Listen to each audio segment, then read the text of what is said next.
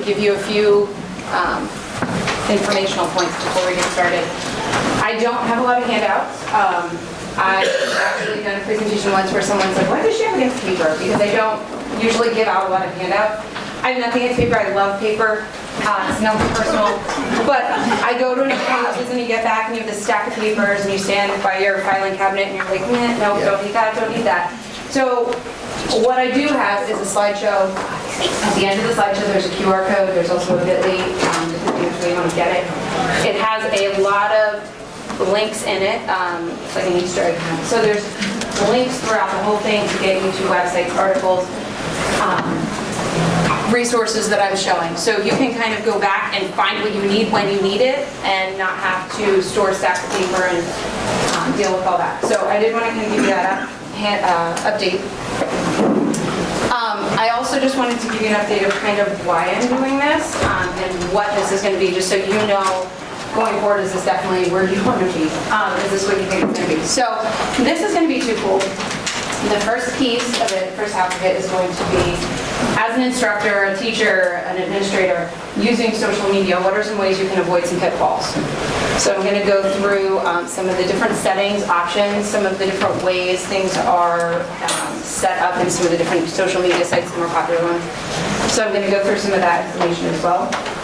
And then in the second half, I'm going to kind of go into social media with students. So PDP, when you're dealing with students who are posting constantly, who are probably a lot more social media sites than any of us, how do we teach them to stay safe in a totally different world when we're trying to prep them for going out into the industry? We give them all the tools, we give them all the skills, and then they go for a job and somebody Googles them and finds something they shouldn't have. So how do we teach them not to do that? How do we teach them to not make mistakes that actually hurt themselves? So it's kind of a two-part presentation. So I went to sleep, right? So I went to, years ago, I was subbing at a school district, and I ended up being the computer teacher for a day. And I remember being in this computer lab, and I remember the students were super excited because they just realized on the local courthouse website, there was now a place you could search people's names and it would show where they lived. So I'm in this computer, I'm subbing, they're super excited about this, and they start searching for teachers. And I'm like, this is awesome. Do you see this is what Mrs. Brown lives? Do you see this? Do you see our house? So that was terrifying at that point, right? Like, oh no, they know where I live. So a couple of years prior to that, I had gotten married, and when we set up our phone account, I said, I don't want the phone account in my name because I don't want my kids to be able to look in a phone book and find me. So it had to be my husband's name because they're never going to figure that out. So put it in his name, not mine. They can never find me. I don't want parents calling me. Fast forward to now. That seems the least of my concerns at this point. So that is kind of what where we're at right now. As teachers, that's a concern. Our students are going to Google us. Whether we want them to or not, they're going to do it. How many of you, no judgment, how many of you have ever Googled somebody? Maybe a new colleague, maybe one of your own students, maybe your best friend's your boyfriend. You do that, and you're out there, you're on the web, you look at these things, they may not be accurate, but it gives you this picture. So that's that end. On the other end, the students are dealing with a whole new world. When I was in high school, maybe not high school, when I was in middle school, the biggest concern was my nice little folded note got dropped in the hallway and somebody picked it up and read what I wrote. So we're in a whole different world. So this is kind of prepping for that. So just as an introduction to me, my name is Stacy Kinnear-Coates. I'm at Lehigh Career and Technical Institute. I will have my contact information on at the end again, and I also have some business cards if anybody has any questions afterwards, or you didn't get the bit.ly and you want to quick come back and say, hey, can you send that again? That is my Twitter handle. You may feel free to follow me. And these are some actual pictures from my social media sites. So some different things that you may find if you Google, possibly. I am an instructional technology specialist. That is my title. So I do things from working with teachers on how to use tech, which is kind of like the first part of this presentation, to helping the students integrate technology into the classroom, which is kind of that second part. So this is a little bit of both. I am a educational law nerd. I love educational law. I know it's weird. I love technology, so kind of putting all this together, there's going to be some pieces of each of that in there, but I'll try not to completely geek out on you, I promise. I'm also a mom of 3, so when I get to my different social media sites, you'll see I kind of have different personas on each one, but I'm also a mom of 3. Those are my kiddos, my untwin-like twins there, and my daughter. So like kind of trying to figure out all these pieces and these roles as an educator is important, because when you're going into social media, you have to think about those. It can't just be something that runs together. You have to really learn how to kind of keep those things separately. I love using Facebook. I use Twitter. I actually don't Instagram, because I also think in this, as much as I love technology, in this age of so much technology, kind of like the video we saw yesterday, in this age of so much technology, you can get completely overwhelmed very quickly, following 12 social media sites and trying to keep up with your emails and trying to keep up with your life. So one recommendation I had gotten years back at a conference was Streamline. What's important to you? I like Facebook because it's a chance I can share things about my family. I can hear about my friends' families, my family's family. And I like Twitter because it allows me to grow as a professional. Instagram is just not something I need to put my energy into, so I have an account, I don't use the account. So that's the recommendation I would give to you as well. So what is a digital footprint? Digital footprint is kind of what we're going to be talking about today. There's actually 2 types of digital footprints. There's your active and your passive. So your active is what most people think about. Like, don't post that on social media. Don't share that photo. Don't use that quote. Don't badmouth your boss. These are things you think about. These are your active ways that you are influencing how people look at you. So they see these posts and they make an assessment and make a judgment. You Google somebody, your best friend's new boyfriend, and you're going to make an assessment based on what you find, the pictures you find, all that fun stuff. There's also a passive digital footprint, which we're going to see too. That is the way your footprint is being shaped behind the scenes. These are things maybe you don't necessarily post, but maybe you liked it, or you followed this page, and that is now going to set up these cookie crumbs that lead different places to different perceptions. Again, I'm not going to say they're all accurate. The problem is the perception is out there. So once that perception is out there, people can start making assessments. So in that, trying to shape your digital footprint, sometimes it's really watching what you post, and sometimes it's just less is more. And again, it's kind of where I avoid the whole idea of Instagram. It's just not my thing. When you're measuring your digital footprint, obviously smaller is better in this case, but I did have someone once, as I was talking about digital footprint, we've been talking about it for a few months, and they finally said to me, I don't know what a digital footprint is. And it just kind of hit me that this is something in my world I talk about a lot, but it's not necessarily something everybody talks about. So what is that digital footprint? How big of a footprint are you making, and how can we minimize that footprint? So social media, I'm not going to assume where we fall all in here, but if we look at the age brackets here, you can see there's definite differences between the social media used per age. So when you go into your classrooms, when you're talking to your students, you're probably going to hear social media accounts, different web apps, different things like that they're using that are not listed here. They're probably ones you've never heard of before. There's a really funny YouTube video, it's actually Instagram, of Reese Witherspoon's son explaining to her what TikTok is. No idea. And he's like, well, it's just, and in his world, it's normal, it's every day, it's what we do. She had no idea. I would never recommend to teach about the tools because they change so quickly. You will never be able to stand in front of a room of high schoolers and confidently be sure you are ahead of them in social media. I get what your job title is. Unless maybe you have a teenager and you work really closely with them, but unlikely, they're still not sharing it all with you. Sorry. So rather than teaching about the tools, we need to teach about how we're using those tools, because the tools are going to change. Google Plus, a couple of years ago, was a thing. It's not a thing anymore. It's gone. So apps are constantly coming on. TikTok a couple of years ago wasn't a thing, and now it's a big thing. So it's really thinking about how they're being used. But if you look as a general rule, Facebook is considered an older social media account. It's considered for old people like me who want to post things about families and friends and interests and likes. You have Twitter, which is typically, again, more of an older in the professional realm, but there are obviously plenty of celebrities who have gotten very famous tweeting, sorry. But then you also have these things like Snapchat. You can see Snapchat from your age 12 to 34 is huge. That is a very, very big one right now. There's a lot of these social media sites that are really picking up because they're temporary and they give students a false sense of security because like in Snapchat, how many Snapchat? Anybody? Okay. I have Snapchat, I have 5 friends. I got it because my kids love to look like dogs and cats and things like that. That's why I have it. So I truly have 5 friends. 4 of them are family. One is a close friend. And we just share pictures of my kids looking like dogs. That's pretty much as far as it goes. So, but teenagers, especially kids, they get this false sense of security because in a Snapchat, the way it works is I take a snap, I send a snap, they get like 2 shots to look at that snap and they're done. And it's only up for so many seconds.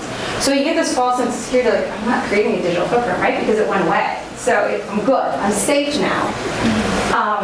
So it is on the rise, and other apps similar to that are on the rise because of that. Unfortunately, there's nothing temporary in the internet. Doesn't matter if it feels that way, it's not. So they can't screenshot it. Now the cool thing with Snapchat is, if you screenshot my snap, I know it. It will say, user has screenshotted yours. But how many of you are sitting next to somebody with a cell phone? How easy is it to be like, picture this, and you're done. It is now permanent record in somebody's phone. It can be sent over and over. Snap can also be shared. So I can get your snap and now I can share it to all my friends and share. So there's a lot of things like that. They have this false sense of security using these. They don't realize I might disappear on my end, but it's not gone. That's still part of my digital footprint. So that's why you see things like Snapchat on the rise. LinkedIn has kind of remained steady as I'm not sure everybody's quite sure how to use it appropriately yet. Still working on that. Still working on that. Social media most often, again, you see a rise of your Instagram, your social, or your Snapchat, things that are very visual based, and you see Facebook is actually declining. I think some of the social media concerns, some of his testimony, some of the data concerns that they have with Facebook is definitely contributing that. I also think there's a flip side where, as a society, we're kind of going towards this image-based culture. So using Snapchat, TikTok is also image-based. These are very image-based. I don't have to think a lot.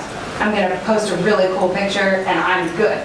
It's like mic drop, I'm done. I look like a dog and I'm done now.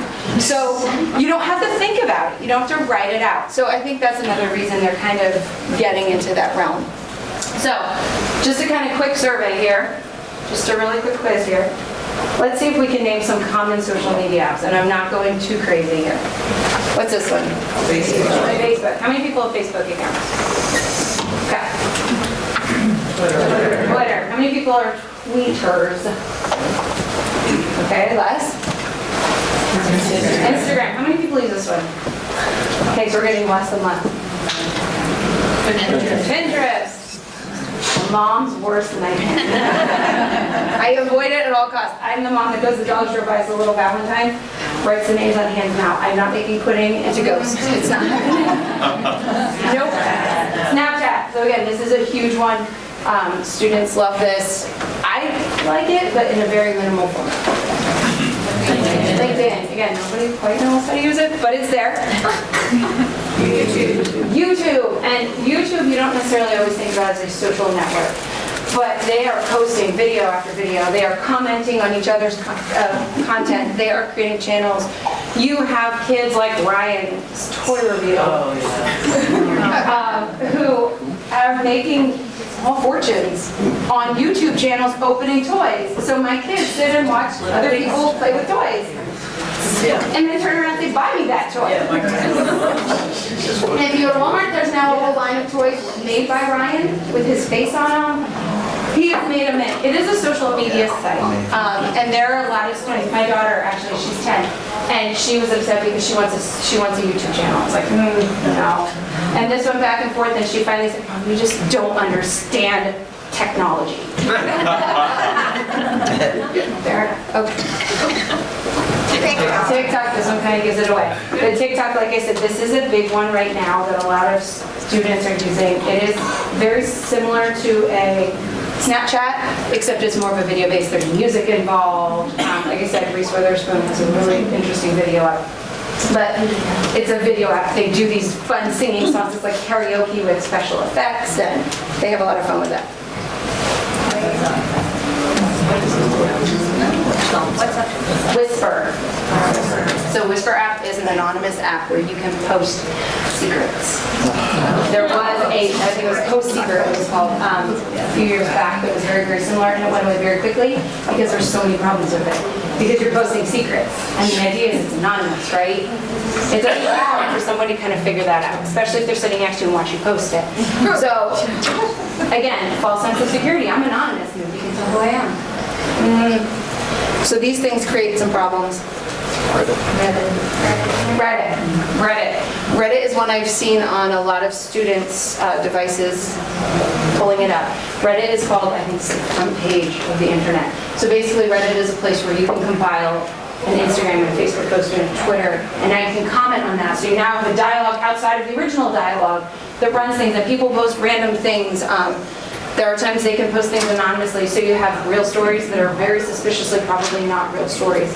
So, but this is something they get dragged into very quickly. And again, as soon as you start posting, that's creating a digital footprint. So, really quickly, as a teacher, some of the recommendations I would give is you need to really know your audience. I'm going to show you that a little later with the student stuff. But you need to know your audience. So you need to make deliberate choices. So in my world, and you'll see shortly, because I'm actually taking to some of my social media sites. In my world, Facebook is family and friends. I'm not going to say I never post about work. I'm not going to say last night I didn't post working on my presentation. But typically that's going to be where you see the crazy stories about my kids doing weird things, or the random comments they come out with that I think are funny and that people seem to enjoy. Those are the places that I get updates on, my friend's kid was cold, and I wonder how long is that till it hits my house. That's my Facebook. I do have some work friends on there, but I am very particular about what work friends I have on there. And as such, I'm also particular about what I post. I don't necessarily post a whole lot of my personal viewpoints. I am very careful with what I like, because even liking, if it's a public post and I've liked it, that can now be attributed to me. I may not even share it, but I've liked it, and if that comes back at me like, wow, there was a lot of profanity in that, that's not the image I want to have. So even though I keep that very specifically for family and friends, I'm still very cautious about what I put up there, and I am fully aware that whatever I put up there technically could go beyond that, even if you're not my Facebook friend. Can I throw something in, Stacey? Absolutely. So I'm her boss. I'm the guy hiding in the corner here. So before Stacey came, I was the king of Twitter at LCTI. I pushed all sorts of stuff out. And Stacey's talking about be careful of what you post. Never post yourself with a red Solo cup. Ever. Even if it's like I post, again, Stacey's the queen of Twitter now at LCTI, and I still pump stuff out, but not like I did. And I'll put stuff out on Facebook as well. One of the things that I do is I pump instructional videos out for skiing for National Ski Patrol. And we were told, be very aware of what you post, because if you put something out there, it's for everybody. And everybody can use it and everybody can take it. And when we post stuff on kids, and we put stuff out there on kids, because it's really cool, walk in the classroom and I'll take a picture of Stacey. And then I'll come back and I'll send it out on Twitter. It's going out to everybody. So you really have to be aware of what you're posting. And we're posting it on our site, not on a school site. How many people here post stuff on school? Raise your hand. Wow, I thought there would be more. Adam, don't you? Come on. If you post stuff on your personal page, on your personal Twitter account, or on your Facebook account, or on Instagram, or any of them, one of the things you have to be aware of, you got to post other stuff. You can't just post school stuff all the time. If you just post school stuff, then it's a school site. So like on my Twitter page, I'll take a picture of Stacey and I'll put it out there. We took a picture last night with Pedro and we put it out there. But I'll put something else out on Twitter in a couple days that's in relation to my life or something that's going on. That means it remains my page and not the school page. It's just be aware of what you're pumping out there. Sorry, stole your thunder, Stacey. No, that's perfect. You got a question? Because the legal background, the recommendations are your site is, it used to just be like, as long as I don't say that this is Stacey Cook's LCTI site, then it was my site. and I had some flexibility there. The court cases that have gone through have kind of supported this use case, which is what he's saying. If I'm using my Twitter, and my Twitter is 95% LCTI based, 95% instructional technology based, 95% cool things we're doing based, technically, the court has upheld that that is a government site that belongs to the school. It doesn't matter if I created it, it doesn't matter what email account I associated with it. I'm not a lawyer, but there are whole discussions, and again, tech, I love law. So I go to a lot of those presentations. I'm like one of the few ones that's still like at the end. I love them, but they talk about the use case. So if I'm just posting that, it becomes a government site. The thing with the government site is a government Twitter account is held in a different regard than your personal Twitter account. So the best example of this would be Donald Trump. He loves to tweet, but he is a government site, whether he created prior to being president or not. He can't block people. He can't delete comments just because I don't like what you said. I don't agree with you, so I'm going to delete that. He can't do things like that because he's a government. And the same is true if you become a government site. So if I post a picture and somebody comments under it, I can't necessarily just delete their comment because I don't like it, or I can't necessarily block them. So I am very, very particular about what I post there, because essentially you are a government. You're an entity of a school, the school is an entity of the government, therefore you are a government site. So you have to be careful with that. My Twitter is definitely going to be considered, if push came to shove, it's almost primarily LCTI. That's what I post. My Facebook is very, very, very, very minimal. So if they went back to that same weight with Facebook, it's probably going to change.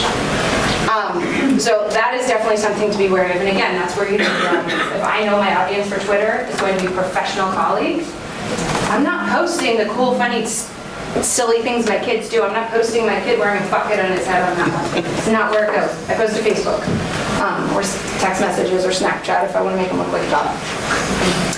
The other thing is, in terms of social media in general as a teacher, you have to watch. Free speech, obviously, is out there for you. Free speech does not necessarily mean free of consequences. So you have professional expectations set forth by state, your professional expectations set forth by your employer. So if they feel that what you have posted has disrupted the flow of school, they can use that to say it's no longer free speech, you've disrupted the entity of the school. That doesn't mean you can't post a funny cat video, that's fine. But if it's you're posting threats, something derogatory that makes students feel uncomfortable being in your classroom, being in your space, I'm not going to say, because again, not a lawyer, I'm not going to say if that pushes through the court case, how it's going to fall out. But I will say that there are court cases you can look up that have not gone in the teacher's favor in that realm. So, and again, social media changes daily, minutely, actually, that's the word. But, so all the laws are changing as well. There's actually a fascinating article I read, which is probably not fascinating to anybody else in here, but it was fascinating because it talked about how the court often uses the standard of your expectation of privacy. What is a reasonable expectation of privacy? And how that parameter has actually changed. Because the current expectation of privacy is so much less, is that going to start impacting other things? Like, we don't have a high enough standard for an expectation of privacy, so now we can start lowering that court standard, which is a scary thought, right? That's terrifying. But that was more of a theoretical discussion about what if. So what I want to do now, as a social media thing, I'm going to show you some of my accounts. I'm going to give the disclaimer, I don't necessarily know what my friends posted today, so I'm just throwing that out there. I may not agree with all their viewpoints, I don't know what they posted today, I'm just throwing that out there. But I want to show you some of the settings that exist within specifically Twitter and Facebook. I want to show you some of the differences between them and why personally I keep them separate the way I do. And I want to show you some of the ways as an educator you can kind of keep yourself safe as you're going into that. See, I don't think of paper. Just use it. Okay, so I'm going to get out of this. So the first thing I'm going to do is take you into my Facebook page. Okay, there I am a Cowboys fan, I'm sorry. I usually get some moves. So this is my Facebook page here. So if I go over here, and I'm going to go down to settings, these are all the many, many, many, many customizable settings that you have in Facebook. Facebook is probably by far the most customizable when it comes to privacy and security of all of them, which is one of the reasons I think a lot of people default to this as kind of their family page. There's a lot of different parameters you can set within it. So these are things that change. They update things, they add things, they take things away. So this is not like, I did it, I'm done, move on, and I'm good forever. This is something you want to continually recheck. Just like they recommend you check your credit score, I would recommend you check your privacy settings on your social media accounts. Go in and just make sure, is everything what I think it's supposed to be? What is there? So one of the really nice things that you can do in here, if I go in here and I'm going to go down to privacy, these are all the many parameters you have here. So who can see future posts? I have set to friends, so by default that's going to be. Who can send you friend requests? I'm okay with everybody sending me a request because now I can say yes or no. I'm okay with that. Who can see your friend list? This is one actually I would highly recommend you check. If you have that set to everyone, when I decide to Google my best friend's new boyfriend, and I look it up, not only am I looking at him, but I'm like, who is he friends with? Oh, he's friends with that person? Oh, no, that's not good. Now, I am sure you have Facebook friends in your feed, if you're on Facebook, that you may not necessarily agree with everything they've done. Their viewpoints, their lifestyles, but that's as a person you like them. They're in your friends. You may not necessarily want everybody in the world to see all of your friends. So I keep that pretty limited. I want it to be my friends, and that's it. Hey, my friends can look a phone number up I provided. I don't have one, so you're not going to find one. And do you want search engines outside of Facebook to link your profile? Nope, I do not. I don't want somebody just Googling my name and finding Facebook. Because I do have it set, they can friend request. So I do have that turned off. So those are some of the things I would look at. Timelines. Who can post to your timeline? Only friends. But some of the nice things that are in are, who can see poster tags in? Only friends. Everyone's seeing it, that's it. This one's a new one that actually was added not too long ago. Review posts you're tagged in and review tags that are onto your post. Review tags of photos you're in. So my mom wants to tag me in a picture right away. I get an alert, like, do you really want to be tagged in this? Are you sure? Like the picture of the red Solo cup, maybe your friend took it at a party completely innocently because whatever position they're in, that's acceptable, that's fine. We might be viewed differently. I don't necessarily want to be tagged with the red Solo cup. Maybe I do, I don't know. But I want a chance to say, that's not the picture, you know? I don't want that in. Maybe, you know, that's not my good side. So I don't want that. So this gives you a chance to see that. Otherwise, you're tagged in it, people are liking it and commenting it, and you're going, what? I didn't post anything. And you're completely blindsided. That also is true, like let's say your friend posts a meme or something that might be questionable language. And now your employer looks you up and finds it because you've been tagged in it. And you didn't post it, but you're tagged in it, so now you're kind of guilty by association. Make sure you're reviewing those things. Get the parameters set so it is alerting you, hey, you've been tagged in something, do you want that or not? Okay. One of the other things I would highly, highly recommend, down here under ads, this is that passive footprint that I talked about. If you've never gone in this, it's kind of a scary place, I'm going to warn you. So this is not the direct stuff I posted. This has nothing to do necessarily with the pictures I've chosen myself. This is Facebook taking all the information about my life and my world and making assumptions. Some accurate, some not as accurate.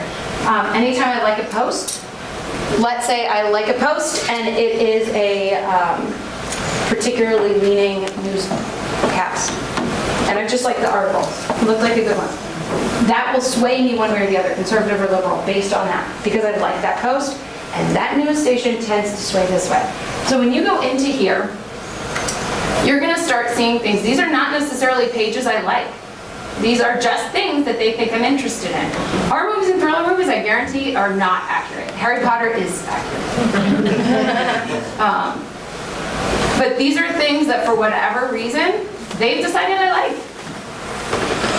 ACDC I like too. That's a good one. But these are things that they make assumptions about. Advertisers and businesses. These are lists that have been uploaded into Facebook that, for one reason or another, contain my information. They directly link to my page. Someone has a list at Maryland Tech Council, and they uploaded my list to this. I don't know how they got it. when you go into those privacy settings, that big long 5-page blurb nobody actually reads, you click accept and move on. A lot of times you've given them permission to sell your name and email address to companies in a batch list. That's what's showing up here. This is also going to be used now to influence those other decisions about me. When I go down here to my information, Are you allowed to delete those links? you can go in and hide ads from the advertiser. Once you've accepted that as your, like, yes, I agree you can do that, not so much. You can go in and rework some of these and get rid of preferences. So if you're seeing a lot of ads or something, or you're like, that doesn't paint an accurate picture, you can absolutely remove them. This is why you'll end up with ads popping up in things like Facebook for things that you go, oh, well, that's interesting. This is information about me. So for whatever reason, this is stuff they've decided represents me. Birthday's in May. Parents with teenagers, and my daughter's 10. So that's as old as I go. So I'm not sure where that came from. I have Facebook access through tablet, Wi-Fi, mobile devices. I'm an engaged shopper. I don't think so, but I don't know. But looking at this, there's very clearly things here that are not necessarily accurate. It will pick up what it thinks your political standpoint is. It's a very eye-opening thing when you go in and go, that's all right, what was I looking? So this is something to go through. It's something very interesting to think about and to see. It's terrifying to see, but on the flip side, everything I click is informing what you're seeing.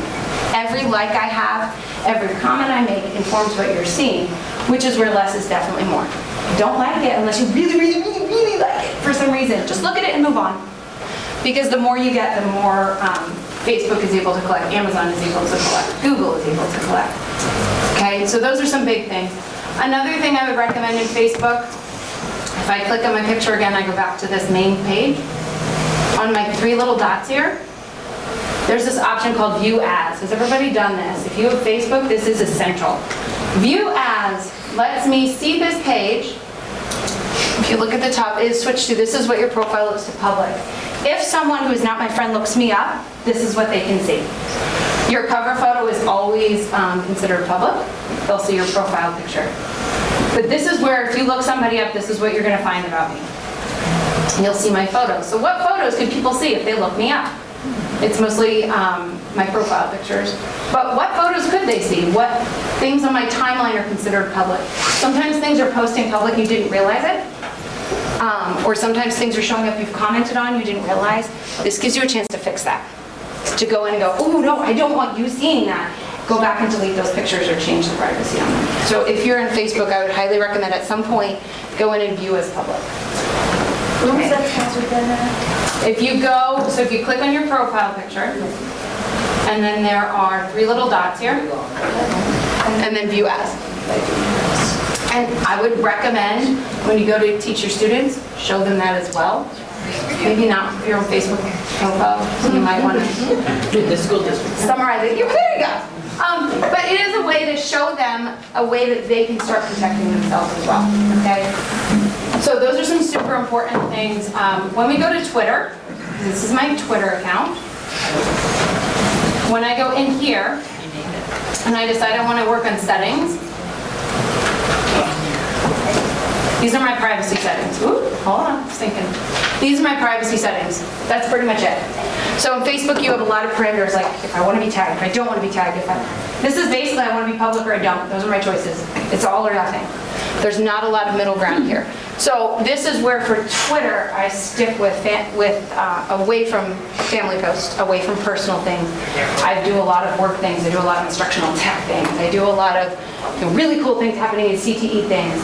But I don't do a lot of personal stuff. Because if I go private, nobody can find me. And nobody in this room, if you want to leave here today and go, you know what? She was kind of interesting. I'll follow her. Okay, but you couldn't find me then. I don't want that. That's not how I use this site. So I need it to be public so everybody can find me. But on the flip side then, that means everybody can find me. So, and everybody can see whatever it is.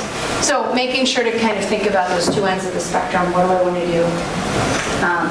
You can set things like photo tagging permissions. You can block messages. If you're getting inundated with messages for some reason, I know like public speaking, for example, sometimes end up inundated with these messages, you can filter those out. But pretty much that's it. That's your blocking. If you go on Instagram, you're gonna see very similar. It's pretty much all or nothing. And again, I don't think I can post actually on Instagram, but I have an account because I want to learn about it in case I ever would have to teach about it. But again, this is very, very similar in that I either have a private account or I have a public account. Those are my choices. So you either see it all or you see nothing, which is another reason I kind of cut out Instagram out. I don't need that. Everybody's seeing what I ate for supper last night. That's okay. LinkedIn, I have one. And I definitely have tried to keep it updated with where I'm working. It's a nice way to start connecting with people that you may have met at conferences, but you're not quite sure how to get in touch with them. It's another way to do that. You can upload resumes to it, things like that. There are people who will look at this for job posting things, but not necessarily highly. So heading back to this. Any questions about any of those settings? Question. Yes. Question. So at our school, they were talking about every program having like their social media page, like a Facebook page, and we were told that we could do like a business integration and like take our personal account and do like a connecting that to it. And I was like, no, I'm not doing that. Is there a way that we could do like a different like avenue to create it with our school email address to keep it connected just to the school, to keep them a little bit separate?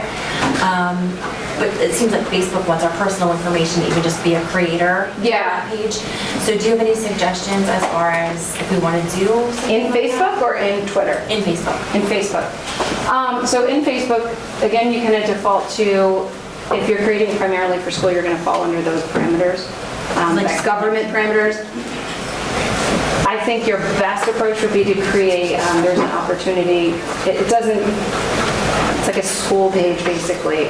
When you go in to create, there's like personal, private.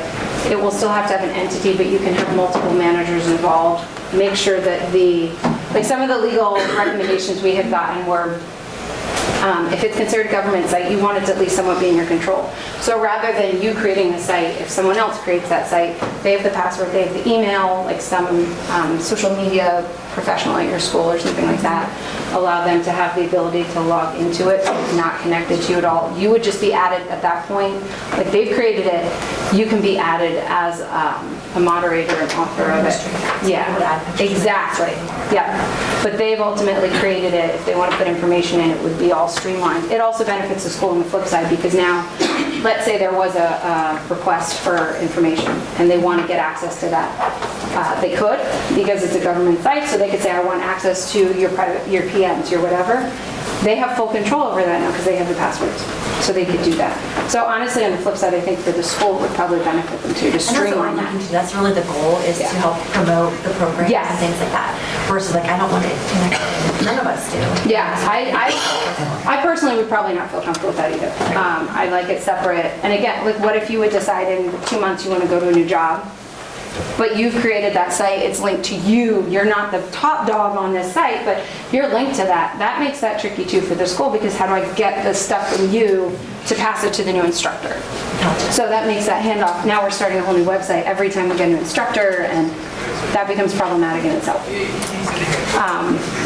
So that would be my recommendation. You can also reach out to your solicitor. I know sometimes they have some really good recommendations about social media as well that might be very specific to like your school, your case, your acceptable use policy, that kind of thing. All right, thank you. Okay, yeah? Stacy, question. Yes. We like to track our students after they graduate. Do you have like a social website that you track students like after they graduate, or do they use the school website? Since social media is so big, figured that would be an easy way to like once they graduate to like friend them on that account. Does that make it a school account? In like Facebook? Yeah. We don't have any that I'm aware of at LCTI that we do anything like that. You could create like a group for 2020 graduates, and that would be just them. That if you wanted to kind of post updates or allow 2020 graduates to post achievements. Like, look at this, I just got, plumber of the year, and then I could post that. That would be a really nice place that they could kind of social network within their group. Just don't put the school's name with it, because that would make it, does that make As long as it's being used for school purposes, it doesn't matter what the name Okay. is, it's still gonna default to school, is the recommendation we've gotten. I have a question. I don't know if there have been any like school law cases recently that you know of, but like sometimes at work, like at the end of the day when I get my cell phone, I look at like the alerts and stuff like that, and I see my colleagues. We don't have like Facebook, Twitter, all Instagram, all social media on our teacher laptops is unblocked, so we can use it. Like one of the things that I do as a teacher is that we tweet, we have a media department Twitter, and my kids use that to send out information, and we do it from my computer because they can't access there. And then the other way is that I have control over it, and I know exactly what's going out versus what a kid is. But I see a lot of colleagues actually posting on like their personal sites, like during school time. Has there ever been, like I just like personally, that was something that I would never ever consider doing that during the school day. Has there ever been any type of like cases brought to the courts where people are getting in trouble for posting that? And it's a lot of times it's like political things, like things that they're commenting on Twitter, things that you're saying like be careful what you like or what you don't like, and just other just general things as well. I think in that case, I can't think of any specific court cases, but in cases like that, what you're going to default to would be things like your AUP, so your acceptable use policy, often highlights what you can and cannot do with school technology. So I believe a lot of them have wording, things like incidental personal use, things like that. I would definitely become familiar with that. So that you're, as a staff, and this would be kind of like you personally, I want to know what I'm allowed to do, and if it specifically says I cannot do that, I think more often than not, something like that kind of ends up being a tack on. Like there's a problem, there's discipline issues in that classroom, and she was posting during it, which kind of looks bad, obviously. So it's not something I would recommend. I think that's going to fall down to what your administration would want to do. But I would, as an employee, I would make sure that you're aware of what your acceptable use policy is before you do things like that in your classroom. If you're posting, check with your tech department and see how does that work with your acceptable use policy with your device. Is there a problem with doing it with your device? Your cell phone, are you connected to the Wi-Fi at school, or are you running it off your data? Because that could actually make a difference as well, depending on when you're posting, what you're posting, how you're posting it. Anytime you post, if you're going to post something that could disrupt school functioning, I don't think when you post that, it's still going to be a problem. That's something I would definitely circle back with your administration on. And if it's something that they see as a problem, they may even decide to kind of do their own little get ahead of it. Like, hey, make sure, because you don't want to get in that slippery slope where there was a discipline issue and now somebody has looked it up and gone, wait, but she was posting on Twitter at that time, or she was posting on Facebook at that time, because now you've just added on. And you don't want to get in that position. That's not a good position to be in. So I can't think of any specific laws or cases though. Question. Yeah. We're planning on taking this back to our students. My students post everything and anything. Just, if a person had zero privacy settings, and then they're suddenly aware, and they go and they make everything private, what's already out there is already out there, correct? If they change their privacy setting today, could a future employer or whatever go back and see posts from October of this year or whatever? So in Facebook, one of the things that you can do in Facebook privacy settings, limit the audience for posts you share with friends, public. So this is a way to limit all your past posts. It's kind of like a batch. So I'm applying for a job tomorrow. I don't have time to do everything. Let's make sure whatever I posted, I only posted locally, at least to give me something. You can do that. A lot of it is really individual posting, like when I view myself as public, going in and finding those pictures and going, I don't want that picture up there, and just deleting it. So in that case, no. That's where also really getting students to start, the sooner they can start cleaning up that digital image, obviously preferably before they make one. But the sooner they can do it, the less stuff they have to deal with. They can disable accounts, depending where that stuff has been housed, maybe depend on, like some sites will actually take your video and put it in YouTube, that's where it's housed. So you can delete this site, but the video is still living in YouTube. And you may not necessarily realize that, which is where Googling yourself kind of helps. But yes, there are some implications to that, which is something to really impress on students. Once it's out there, it's gonna be a lot harder to take back than not putting it out there. I've had former students, I'm sure we all know, friend you on Facebook, graduated 2 years ago. First thing I do is go and create their site. Yes. And, do I want this person as a friend? Yeah. And all their stuff is just hideous profanity, new, Yep. decline. Yep. And I tell them that when their students don't even think about friend requesting. And I do have friends that do accept friends from students who have graduated a few years out. That's definitely a personal preference and personal comfort, and some of it depends on how you're using your site too. If you're posting a whole lot about personal information, your kids, your family, you may not want those, but if it ends up being, like if you're using your Facebook very rarely, and you're personally using it to network with past students, and you're really not posting anything, it might be a little different. So it kind of depends on your use case. But yeah, teaching them how to clean it up in advance is important. These are this is a case, this is actually from 2019. So you could probably in another year search these exact same things, like students who have lost due to social media, insert scholarship, job opportunities, internship. You'll find a court case very recently. You would think the more they have it, they figure this stuff out, but they're not getting it. So this is a student who was actually accepted to Harvard, and they rescinded his admissions because, and this is the really weird part of this one, he wasn't using social media, he was using Google Docs. And in Google Docs, there's a chat feature. He was chatting in Google Docs using inappropriate language. That came to light and Harvard said, no. So technically this one wasn't even social media as we think of social media, but he still lost his thing. Now one of the things I have this up here to highlight, these are 2 articles about the exact same court case. And if you look at the titles, they have very different viewpoints of the exact same incident. So I think as a teacher, this is an amazing teaching opportunity here to have a discussion because we're in a different place than your 16-year-olds are. Mentally, technologically, we're in a different place. So like, what would you do? Or do you think this is appropriate? Should I lose a job opportunity because I used inappropriate language?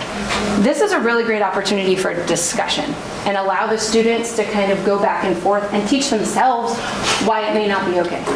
Do you necessarily want this person working for you? Do you want this person too? So in this case, there's very definitive 2 sides. It is a debate that has happened, should he or should he not have been. It is kind of exacerbated by the fact he was a Parkland shooting survivor.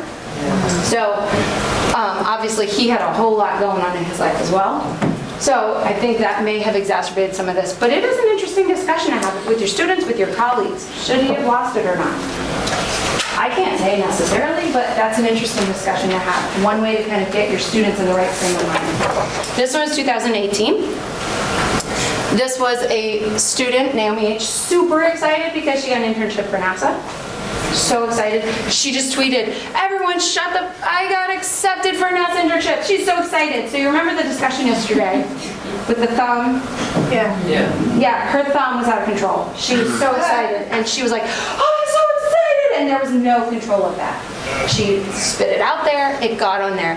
Homer Hickman, ironically, commented language. And in his discussion about this case, he has said basically he was just saying, please don't curse when you're talking about NASA. He's very closely affiliated to NASA. Please don't curse. I don't think it's appropriate. It could get you in trouble. She then replied, as any wonderful employee would, and it just went off the rails. She did have her internship rescinded. She was no longer allowed to work at NASA because of this exchange, because of cursing, because of inappropriate language, because of this back and forth. It's not the image NASA wants to represent. Homer Hickman had nothing to do with that decision other than he commented and said language. And from there it went crazy. Eventually they did come back and on Twitter, of all places, had a very nice apology to each other. And it didn't fix the fact that she lost an internship at NASA, which is an amazing opportunity. But I think anybody could make the first mistake in her age group. Oh. Her biggest problem was her being responsive. Exactly. And this was out of control, and she let it stay that way. Yeah, like she could just ignore it, she could have deleted it, she could have, you know, or responded timely, and she went the wrong way. And at that point, I mean, it still probably would have been screenshot all over the news. But at that point, the next screenshot would have been saying, I'm so sorry, I was so excited, I didn't think to. Post now. Exactly, I've removed it, I'm sorry, I didn't mean to offend you, I was just so excited. I think it may have gone very differently for her. Exactly, yes. Kindness goes a long way as opposed to being. Which is something else to talk about, and in the case of that last student, how far back can employers go? These are discussions that are happening all the time. You see a celebrity who gets called out because 12 years ago they said this, or they commented this. As a society, we're still trying to frame at what point that stops. At what point do people get to change and we don't count it? And at what point does you said it, you said it?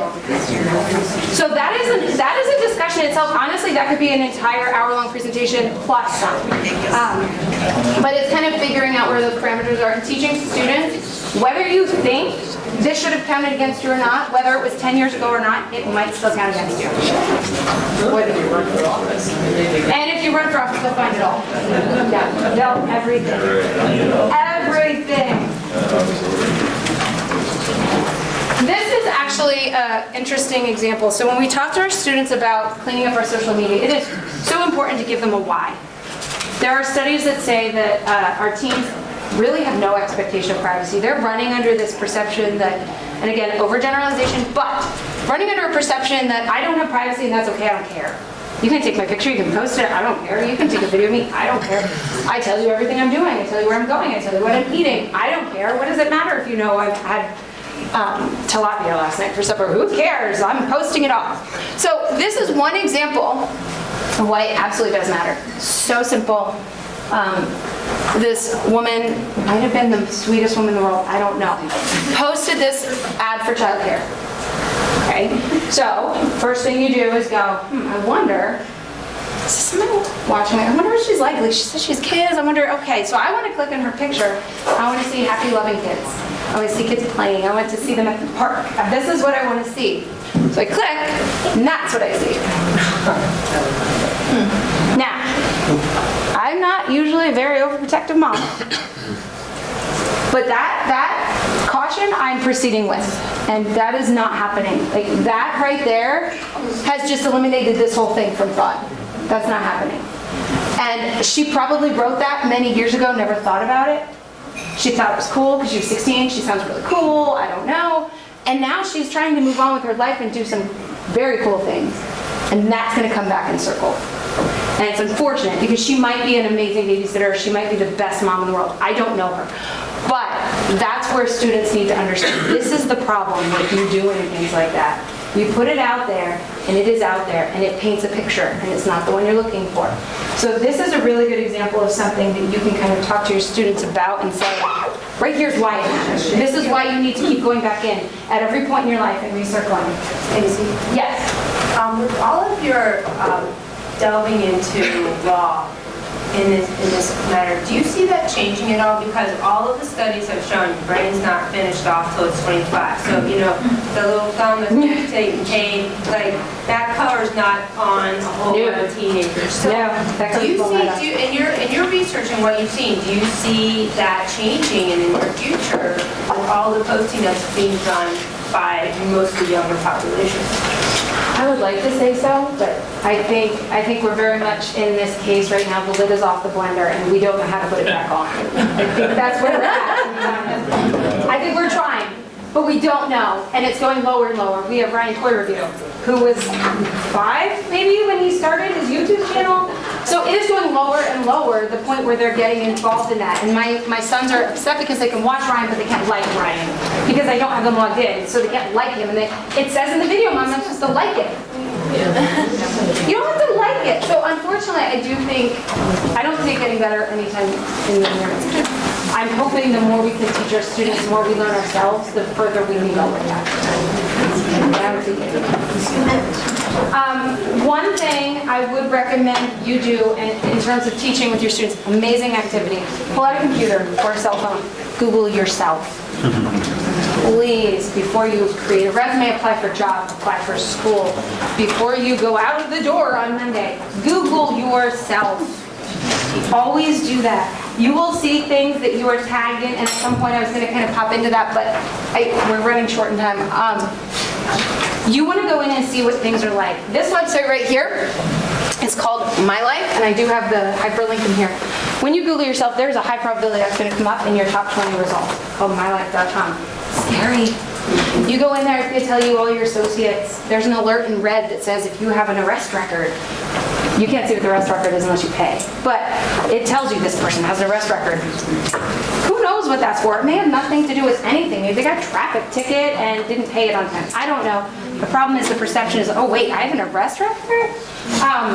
But it links you to a whole bunch of associates. These are people she's associated with. Gives you this rating. I'm not sure what it is, but my colleagues and I like to compare them and see who is rated better on the scale.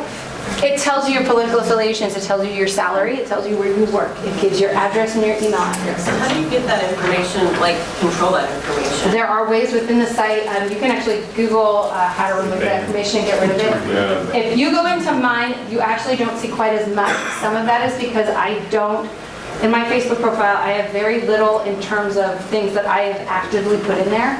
It's not pulling as much. It has my birthday is January 1st. It has like my maiden name, it has all the active military, it has every address I ever was in the military. We are way beyond that courthouse search where everybody's excited they could see their teacher's My house. maiden name, it has, Yeah, that ship has sailed. It is scary when you go in there.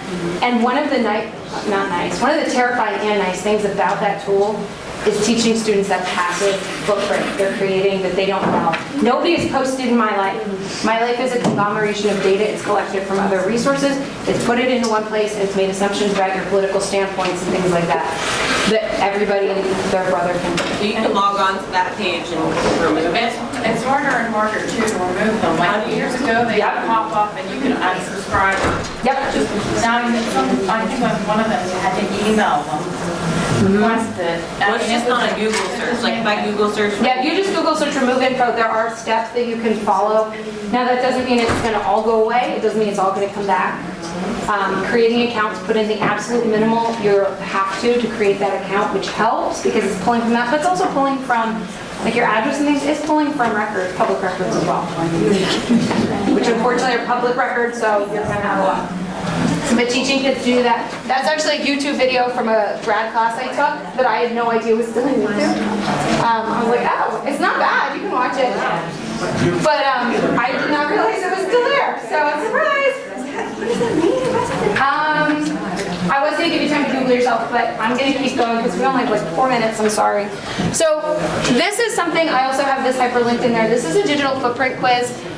This is something you could have students, as they're Googling themselves, play it side by side. And I do have the credit down here, I did not create this. But this is something as they're Googling themselves in your classroom, have them run through this mentally. They don't even have to show you. They don't have to show you the inappropriate, weird photo they found that they don't really want you to see. But make them think about that. How much of my online footprint represents the reputation I want to share?